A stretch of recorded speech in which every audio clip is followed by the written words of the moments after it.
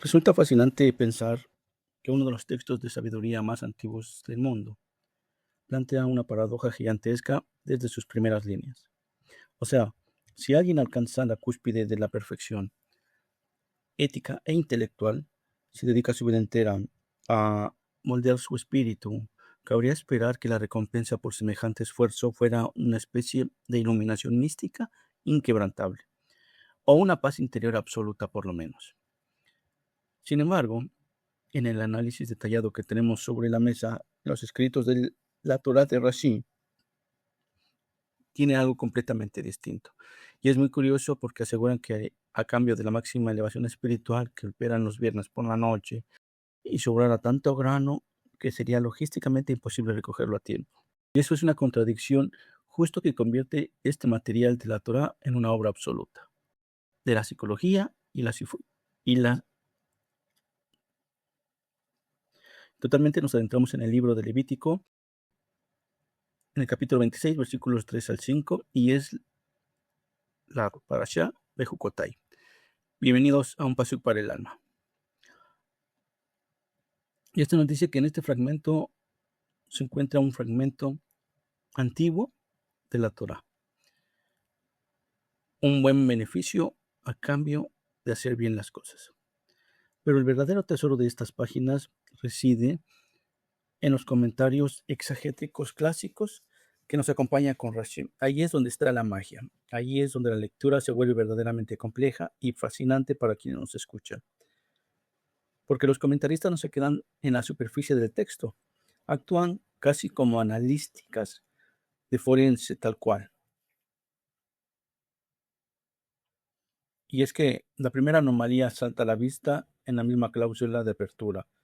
En el versículo 3 dice, si andan en mis decretos y preservan mis mandamientos y los llevan a cabo. Y después de eso arranca la famosa lista de recompensas. Y para una lectura rápida, esto suena a la típica redundancia, pero si el texto ya exige preservar y llevar a cabo, la cual es una instrucción clarísima de cumplir las normas, añadir la frase de andar en mis decretos parece un exceso totalmente injustificado. Un decreto no es algo por lo que se pueda caminar. Es que si lo pensamos, es como si firmáramos un contrato laboral que dice que debemos hacer nuestro trabajo y las reglas y caminar sobre los manuales de la empresa. Eso sonaría muy rarísimo. Pero en esta tradición no existen los excesos injustificados. Eso tenemos que tenerlo en cuenta. Cada palabra que parece redundante funciona como un detonador intelectual para los estudiosos. Y aquí es donde interviene Rashi, que es el comentarista medieval por excelencia. Su metodología consiste básicamente en no dejar pasar ni una sola rareza gramatical. Claro, Rashi se plantea exactamente la misma pregunta que acabamos de hacer. Si el cumplimiento práctico ya está cubierto por la orden de llevar a cabo, pues ¿qué aporta el verbo andar? Y la conclusión, fíjense, cambia por completo el sentido de todo el texto. Él deduce que andar no describe la acción física de seguir una regla, sino una actitud preparatoria fundamental muy específica. Él traduce esta frase de andar en mis decretos, como afanarse en el estudio de la Torah. Es que el uso de afanarse lo usa para ver el nivel, porque no surge de una lectura pasiva. Para nada. El afán implica agotamiento, implica un esfuerzo verdaderamente extenuante, un trabajo intelectual donde la mente se enfrenta al texto, lo cuestiona, lo desarma y lo vuelve a ensamblar desde cero. Un trabajo constante, un nivel de dedicación que usa una energía tremendamente fuerte hacia nosotros. Pensamos que el estudiar es algo más tranquilo, pero esto lo cambia todo, porque Rashi convierte el estudio en una disciplina rigurosa, casi ética, diría yo. Establece que el texto requiere un esfuerzo intelectual supremo con una condición previa a cualquier acción en el mundo real. O sea, no basta con hacer lo correcto por simple inercia o por costumbre. No es ser un robot que cumple nada más. Hay que entender los fundamentos más profundos que hay detrás de cada acción. Pero claro, al definir andar, como estudiar con afán, pues surge un nuevo desafío interpretativo que los sabios posteriores tuvieron que resolver. Es que la metáfora realmente sigue siendo extraña, porque si el objetivo es describir un estudio tan profundo y acotador, utilizar un verbo de movimiento físico como andar, pues parece contradictorio. A simple vista, sí, porque por norma general el estudio es una actividad estática, o sea, requiere sentarse, concentrarse, aislarse un poco del ruido exterior. Físicamente no está quieto frente al libro.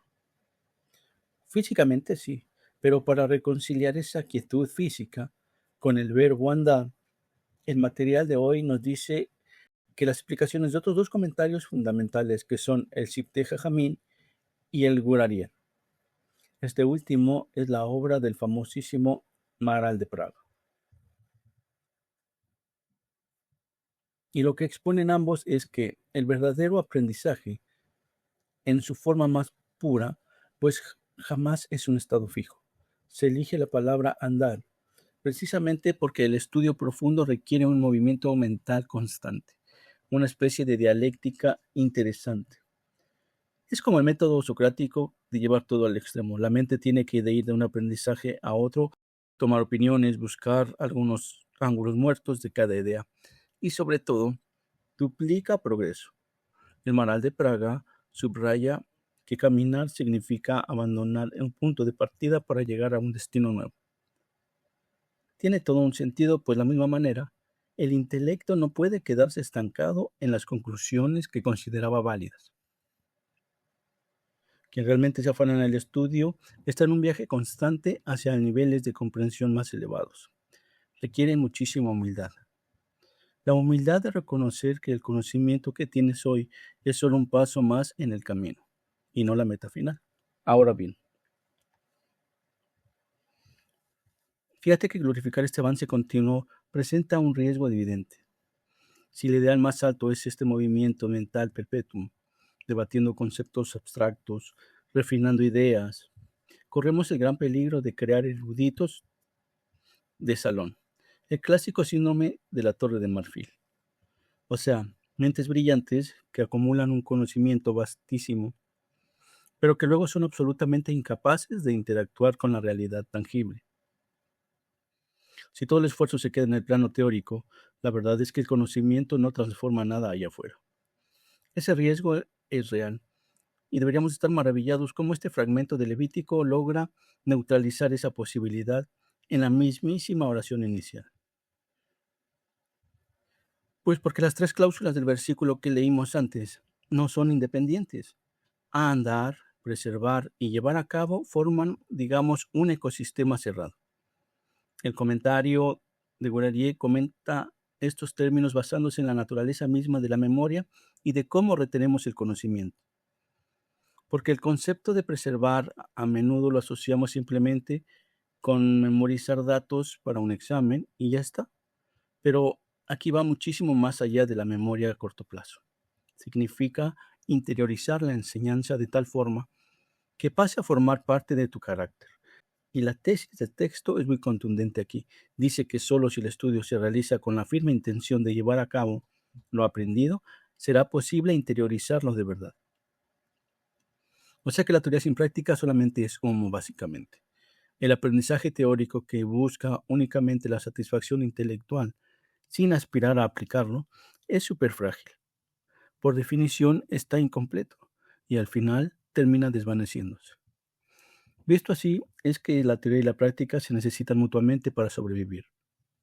Es imposible mantener una fuerza intelectual si luego no se ejercitan las decisiones diarias del mundo real. Pero bueno, habiendo establecido entonces que el texto exige un esfuerzo mental y progresivo, y como decíamos, anclado a la acción constructiva, llegamos al punto donde la lógica del documento da un giro completamente radical. Porque cuando se cumplen estas condiciones pero tan elevadas, la recompensa que se describe a continuación resulta absolutamente desconcertante. Es un choque brutal entre lo trascendental y lo hipermaterial. Al leer los versículos 4 y 5, nos encontramos con una lista que detalla cómo habrá lluvias en su tiempo. como el árbol del campo batirá su fruto, como la época de la trilla se solapará con la vendimia, y como habrá pan con provecho. Toda la tensión filosófica que hemos construido hasta ahora, ellos analizan cada una de estas promesas para demostrar que no se trata solamente de una simple cosecha sin más. Pues se trata de la descripción de un mundo donde las leyes de la naturaleza operan con una perfección inaudita. Tomemos, por ejemplo, la primera promesa, la lluvia en su tiempo. El tratado talmúdico de Tanit, que Rashi cita en su comentario, no interpreta esto como una lluvia estacional común y corriente, lo define casi como una lluvia quirúrgica. De hecho, Rashi especifica que lloverá concretamente en la noche de Shabbat, y el nivel de detalle logístico es asombroso, porque el Shabbat es el día de descanso. Durante la noche del viernes, la sociedad entera se encuentra resguardada en sus hogares. Nadie transita por los caminos, nadie está trabajando la tierra, todo está en pausa. Así que la lluvia cae exactamente en la ventana del tiempo donde aporta el 100% de su beneficio a la agricultura, pero sin causar la más mínima molestia de actividad humana. Es como programar una entrega para que el mensajero llegue justo cuando estás en casa. Representa la máxima eficiencia logística. Los recursos vitales se entregan en perfecta sincronía con las necesidades de la gente. Y ojo, porque esta idea de una naturaleza hipereficiente se expande todavía más en el comentario de Misraim, porque esa parte especialmente es cuando se analiza la frase del árbol del campo. Misraim argumenta en la Torah Kohamin que el mencionar un árbol frutal normal sería una redundancia sin sentido. Eso implica una transformación fundamental de todo, o sea, especies vegetales que la humanidad normalmente consideraría inútil, sería una promesa de que la esterilidad directamente desaparecerá del mundo natural. Es una superabundancia que desafía por completa la lógica de la agricultura tradicional. Y fíjense que esto se conecta directamente con el tema del solapamiento de las cosechas que mencionamos antes. Eso de que la trilla dure hasta la vendimia. Que, a ver, desde una mentalidad empresarial moderna, eso podría sonar a un cuello de botella logístico terrible, a una ineficiencia en toda regla, un retraso manual, pero el comentario de Mizrahi aclara que es justamente lo contrario. Es una reacción en cadena generada por un volumen de producción tan inmenso que el tiempo material de una temporada literalmente no alcanza para procesarlo todo. O sea, el éxito resguarda por completo todo esto y es una avalancha de abundancia. Y para culminar un poco esta visión tan utópica, Rashi explica que la promesa del pan con provecho significa que el alimento tendrá una cualidad nutricional pero tan concentrada, que comer una cantidad minúscula va a proporcionar una saciedad total. O sea que la eficiencia no solo está en la producción, sino también en el consumo. Comes menos y te nutres más. Eficiencia pura. Sin embargo, muy fascinante que sea toda esta ingeniería agrícola y logística. La fricción filosófica de la que hablamos al principio sigue ahí, palpitando de fondo, porque se exige un afán intelectual agónico y una rectitud ética absoluta para cobrar en trigo, uvas y lluvias programadas en fin de semana.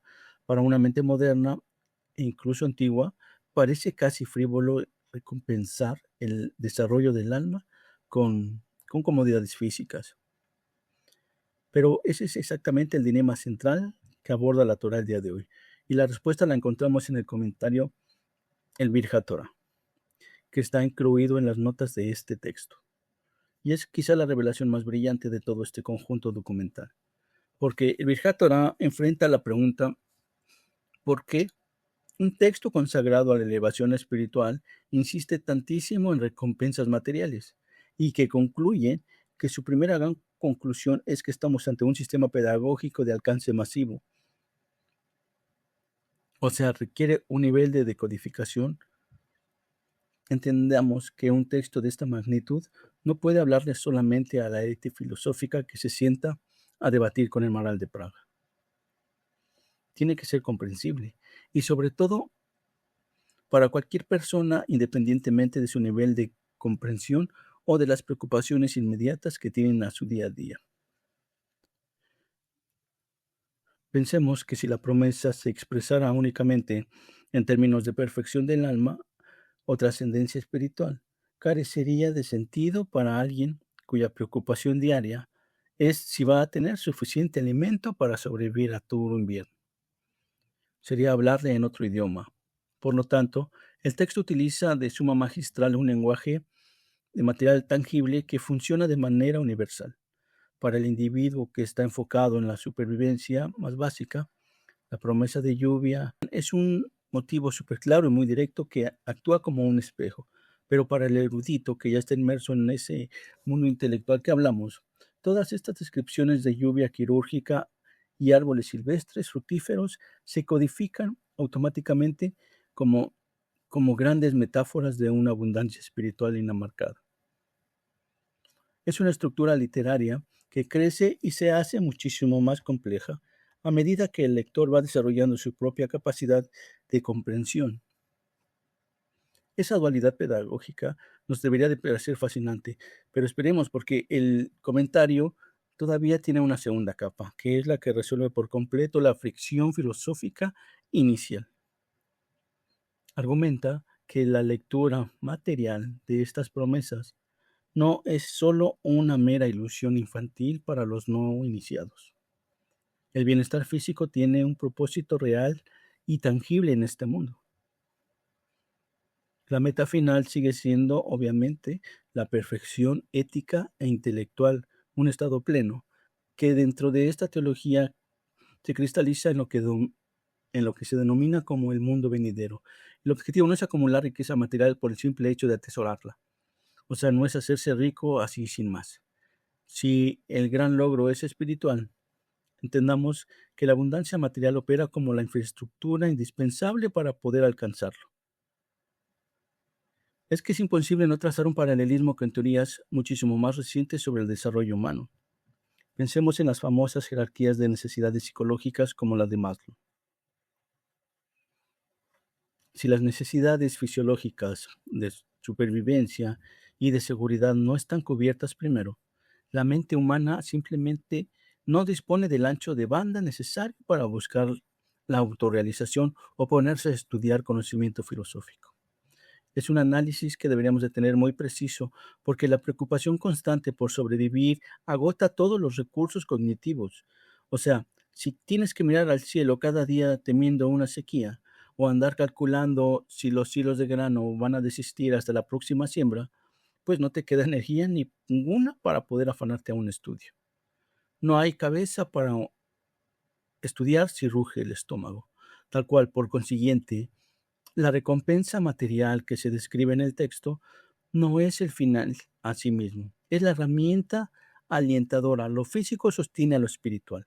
O sea, la promesa establece que si el esfuerzo realmente se centra en el desarrollo intelectual y ético y en llevar a cabo estas acciones justas, entonces toda la maquinaria del mundo natural se va a alinear para neutralizar la ansiedad por la supervivencia. Y al estar liberada de esa preocupación constante por lo básico, es como la mente por fin puede dedicarse plenamente a su propósito. Y fíjense que esta interpretación desmonta por completo la vieja idea de que el espíritu y la materia tienen que estar siempre en conflicto, que es una misión que tenemos todo el tiempo, sobre todo en ciertas tradiciones donde el cuerpo es visto menos como un obstáculo, menos para la iluminación. Pero aquí ocurre justamente lo opuesto. El universo material conspira a favor del crecimiento ético de la humanidad, proporcionando un entorno libre de fricciones de supervivencia. Es una visión donde la ecología, economía y la espiritualidad forman un sistema perfectamente integrado. La verdad es que al repasar este inmenso territorio intelectual que abarcan las páginas de Levítico, queda clarísima la genialidad de estos analistas clásicos. Porque a partir de una sola palabra aparentemente redundante, que era el verbo andar, Rashi destapa toda la exigencia de un esfuerzo agotador y constante. Y luego el Maral de Praga y el Sifte Jajamín nos enseñan que el intelecto no debe detenerse nunca, pero advierten que todo ese movimiento teórico es absolutamente estéril si no se ancla en acciones reales que transformen el entorno. Y finalmente, al enfrentarnos a esa desconcertante lista de recompensas agrícolas que aparecían fuera de lugar, descubrimos a través del Virja Torah que el texto para nada rebaja la sabiduría a un nivel del comercio. Al contrario, utiliza un diseño pedagógico increíble que abraza a toda la sociedad y ofrece el bienestar material no como un lujo, sino como la plataforma base y necesaria para erradicar la ansiedad y permitir que florezca el ser humano. Nos dice que el entorno ideal no es aquel donde reina la riqueza desmedida para disfrutarla sin más, sino aquel donde los recursos simplemente permiten la concentración profunda y la evolución del pensamiento. Ahora vayamos al Zohar, en la Parashá Bejucotai, que se ponen a analizar línea por línea, detalle a detalle, y lo que nos revelan los debates sobre estas páginas cambia por completo la idea que tenemos de lo que es la protección espiritual. El contraste es enorme frente a lo que, digamos, se suele esperar de la literatura mística tradicional, en este caso lo que hemos visto con Rashid. Ahora, en lugar de encontrar metáforas sobre el bien y el mal, descripciones etéreas de espíritus flotando, lo que los sabios detallan en esta sección de Bhilkotai es un mecanicismo casi industrial. Es que el texto no habla de conjuntos filosóficos abstractos, sino de un sistema increíblemente preciso. O sea, es prácticamente un manual técnico, un manual sobre cómo nuestras acciones interactúan con lo divino. Explica cómo las acciones humanas en el mundo físico interactúan de manera obligatoria con las puertas de lo divino. Así es que vamos a entender cómo fracasa el ataque tenético de Balak y Bilam en este sistema místico. Necesitamos entender las leyes de la física cósmica que plantean. Y el texto establece una regla que es absoluta. Una ley de causa y efecto entre el mundo de arriba, el plano inmaterial, y el mundo de abajo, nuestro plano físico. Lo de arriba y de abajo es el plano del mecanismo completo. Es la fuente que cuando un ser humano desea despertar la fuerza de las obras del santo, pues no sirve de nada sentarse a meditar. Tienes que moverte. Necesitamos realizar un acto abajo, porque según nos dicen, solo las acciones físicas en la tierra tienen la capacidad de activar las maquinarias espirituales correspondientes. Lo que la fuente subraya aquí de manera muy clara es la exigencia de congruencia material. O sea, si la manifestación de una fuerza requiere una acción física, el ser humano está obligado a realizar un acto físico concreto. No vale solo con desearlo muy fuerte, no es solo intención. Pero el texto hace una distinción muy meticulosa. Si la fuerza que se busca despertar depende de la pronunciación, de la intención vocal, ahí cambia el requisito. En ese caso se exige un acto verbal específico en este mundo. O sea, no es una cuestión de fe ciega, es que el acto físico o la palabra actúan como un molde estructural indispensable. Un molde, o sea, sin ese molde físico, la energía superior simplemente no tiene un recipiente donde descansar. No hay magia sin contenedor físico. Piensa, si alguien quiere que un programa genere un resultado asombroso en la pantalla, en este caso representaría ese mundo inmaterial de arriba, pues es absolutamente necesario que primero se introduzca el código correcto en el teclado físico aquí abajo. La pantalla no reaccionaría sola si no aumentamos el código. Cada pulsación en ese teclado no es una sugerencia. Genera una reacción matemáticamente obligatoria en el sistema. O sea, si se quiere que el ordenador emita un sonido, se debe teclear el comando de audio. Y si se quiere que se dibuje, pues se usan comandos visuales. El universo que describe el Zohar funciona igual. Requiere un input físico innegable para producir una salida intangible. porque elimina de raíz cualquier noción de capricho cósmico.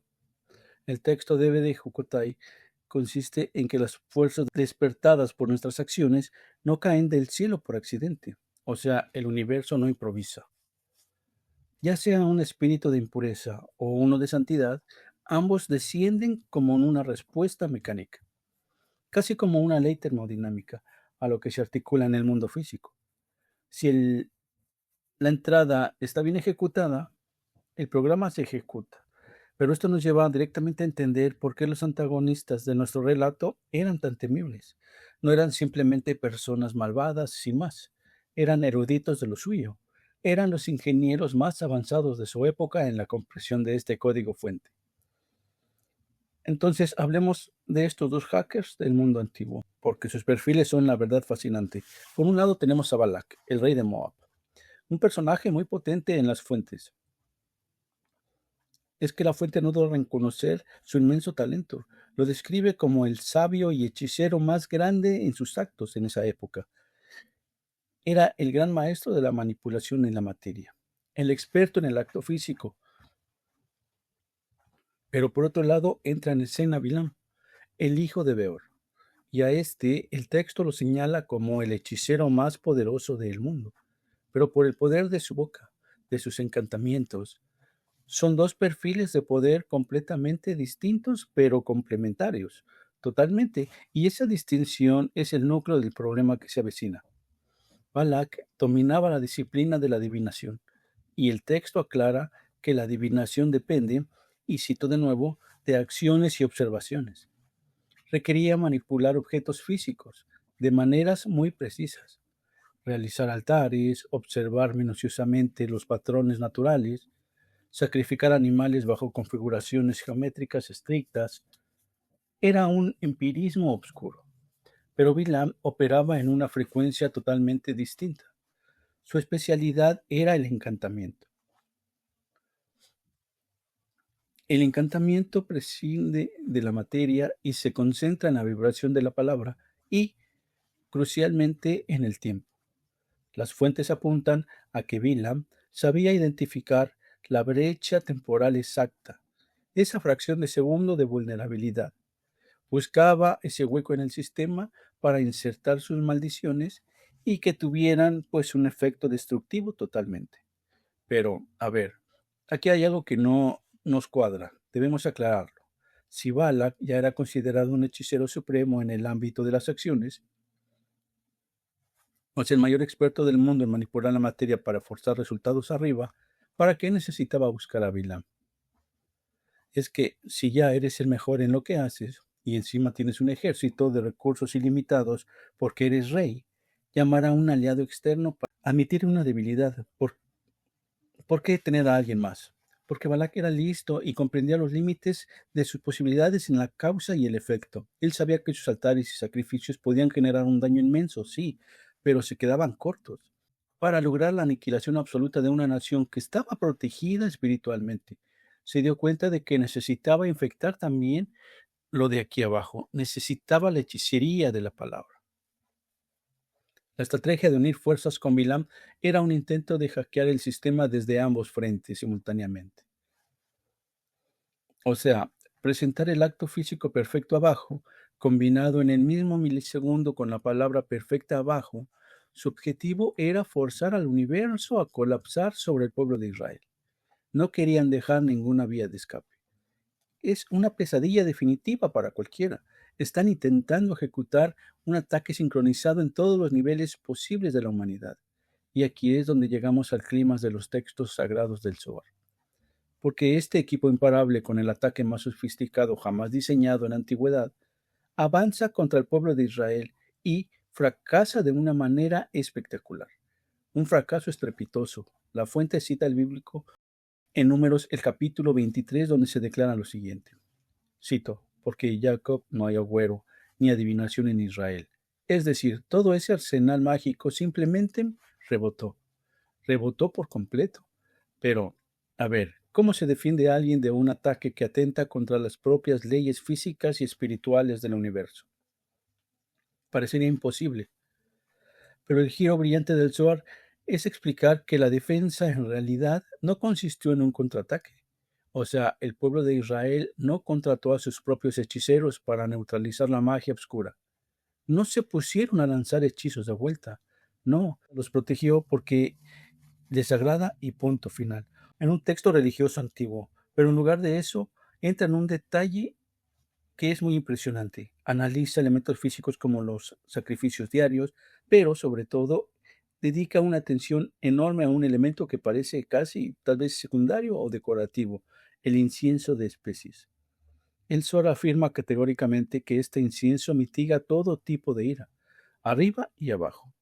Y a ver, tenemos que explicar lo que estamos diciendo, que si el encender una mezcla de plantas trituradas frena un ataque mágico de escala mundial, porque sinceramente sonaría un poco de ilusionismo barato. ¿Cómo se diferencia la fuente de esto de la magia oscura que usaba Balak? Es una distinción fundamental y debemos entender que suena raro, pero Balak usaba elementos físicos para intentar forzar a la naturaleza, actuar contra su curso normal. Buscaba la disrupción, pero el incienso de la tienda de reunión, según el texto místico del Zohar, funciona como un afinador de frecuencias.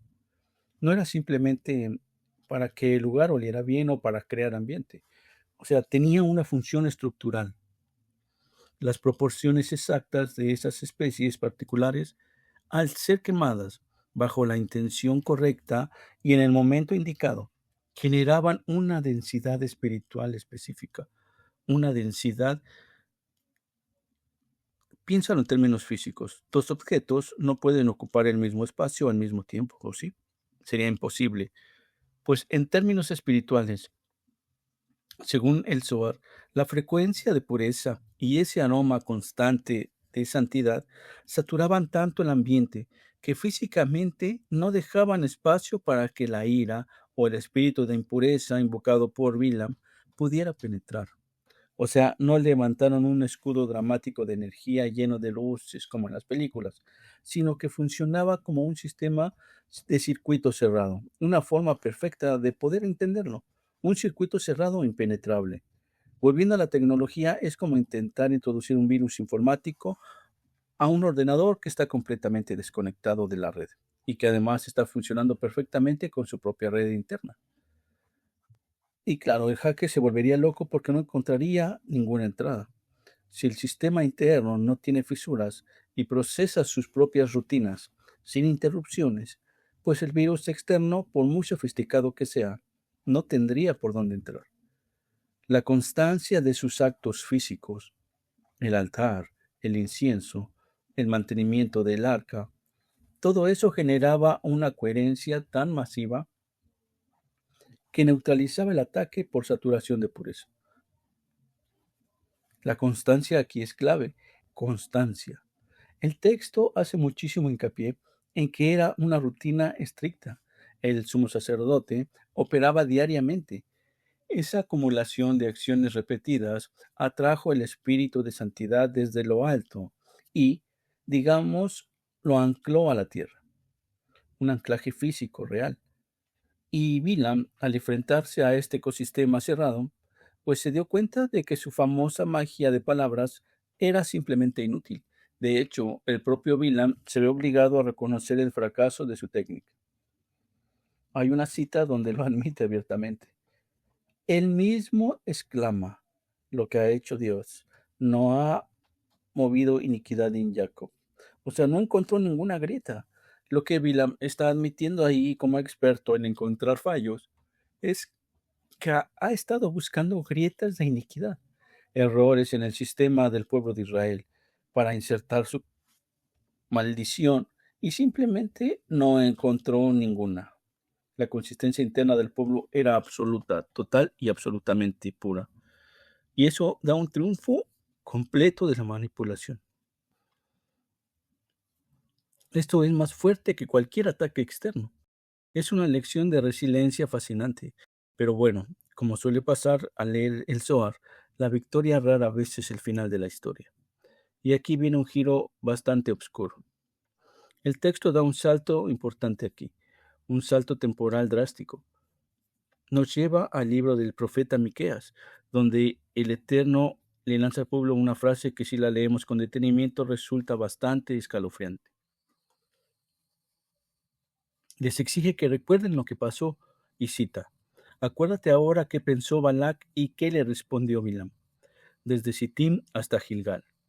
Sittim y Gilgal. Esas dos ubicaciones geográficas son fundamentales porque marcan el colapso del sistema que acabamos de describir como impenetrable. Pero esto plantea una contradicción inmensa en toda la lógica mecánica que hemos estado analizando durante todo este sistema. Si hemos establecido que la tienda de reunión funcionaba como este circuito cerrado perfecto, un sistema inmunológico a prueba de los dos mayores genios del mal de la historia, ¿por qué de repente hay que recordar a Sittim y Gilgal como un reproche? Es que algo cambió drásticamente. ¿Qué ocurrió físicamente en esos dos lugares para que la narrativa cambie de esa manera tan radical? ¿Dónde estuvo el fallo del sistema del pueblo de Israel? Sino hubo una negligencia del propio usuario del pueblo de Israel. El texto del Zohar revela aquí una advertencia muy profunda. La protección divina nunca fue una cúpula mágica incondicional que operara en piloto automático. No era un escudo perfecto o gratis. Dependía directamente de una lealtad y direccional constante, de lo que el texto describe metafóricamente como un abrazo mutuo. Dice, como un padre abraza a su hijo. Mientras el pueblo mantuviera la congruencia en sus acciones cotidianas, ese abrazo se mantenía apretado. Sin embargo, al llegar a los campamentos de Sittim y posteriormente a Gilgal, el pueblo soltó el abrazo. O sea, el pueblo fue el que dejó a un lado la santidad. Ellos mismos pararon el sistema. Y cuando miramos otras fuentes históricas y bíblicas para entender qué pasó exactamente en esos lugares, la verdad es que la respuesta es brutalmente pura por lo mundana que es. No hubo un gran evento mágico que los destruyera. En Sitín, el libro de los números, nos cuenta que el pueblo comenzó a fraternizar, a comer de los sacrificios de los dioses de sus enemigos y terminaron inclinándose ante ellos. Empezaron a asimilarse. Y luego en Gilgal, el profeta Oseas relata cómo comenzaron a multiplicar altares y a sacrificar bueyes a la vanidad, a ídolos vacíos. Es decir, no fueron conquistados por la fuerza en una batalla épica. No, simplemente poco a poco abandonaron su propio manual de instrucciones. Empezaron a replicar las acciones físicas de los famosos códigos del que hablábamos, de las naciones que querían destruirlos. Y esta es para mí la disección psicológica más profunda que ofrece Bejucotai, porque nos da para pensar muchísimo. Plantea que la vulnerabilidad real jamás proviene del exterior. Mientras la estructura de valores internos y las acciones que lo respaldan se mantienen coherentes, las maldiciones de un Bilam o las manipulaciones de un Balak resbalan por completo en el sistema, rebotan contra el muro de humo. Pero en Sittim y en Gilgal ocurrió una asimilación interna. Al participar en los sacrificios extranjeros y al ceder a la superficie la vanidad, el pueblo introdujo voluntariamente el virus en su propio circuito cerrado. Corrompieron su abajo, y al corromper las acciones físicas que realizaban en la tierra, la correspondencia obligatoria de arriba, pues cambió todo. Si cambias la entrada, cambia el regreso. El espíritu fue apagado desde adentro, no por los enemigos. Debemos entender desde dónde provienen las verdaderas amenazas. A lo largo de este análisis hemos visto y empezado con el Zohar con un movimiento de efecto y reacción, una mecánica implacable. Luego vimos a Balak y a Bilam como reencarnación del mal perfecto, ese dominio material dominado con el control milimétrico de la palabra. Y resultó que todas esas especificaciones eran completamente inofensivas para el pueblo de Israel, que simplemente se dedicaban a mantener la coherencia en sus propios principios, y todo a través de rutinas completas, inciensos, altar, el enfoque inquebrantable. Es que mantuvieron su centro de gravedad, limpio, se negaron a jugar el juego del enemigo. Y claro, la gran tragedia no fue que un hechizo superpoderoso finalmente los alcanzara, sino que la única forma en que pudieron ser dañados fue cuando por aburrimiento, por influencia, por descuido, en Sittim y Gilgal, pues ellos mismos abrieron la puerta desde adentro, abandonaron sus propios principios y adoptaron los de fuera. Cayeron no por la fortaleza del rival, sino por la renuncia de sus propios fundamentos. Es duro. Desde una perspectiva analítica, independientemente de las creencias personales sobre la mística que podamos tener cada uno, el genio psicológico de este texto del Zohar es innegable. Nos advierte que gastamos demasiada energía aterrorizados por los Balaks y los Bilam de nuestro entorno. Ya sabes, los jefes tóxicos, las crisis económicas, las opiniones de los hostiles externas, todo ese ruido que nos rodea. Pero la lección de Bejucotai es que todo ese ruido externo carece de poder real si nuestra estructura interna está intacta. La verdadera prioridad no debería de ser construir defensas paranoicas contra el mundo, sino mantener la congruencia diaria y meticulosa en todos los actos físicos que realizamos a diario. La coherencia entre el arriba y el abajo de cada uno. Es fascinante pensar que la integridad personal funciona literalmente como una armadura física. Y bueno, esto es un paseo para el alma. Gracias por estar con nosotros.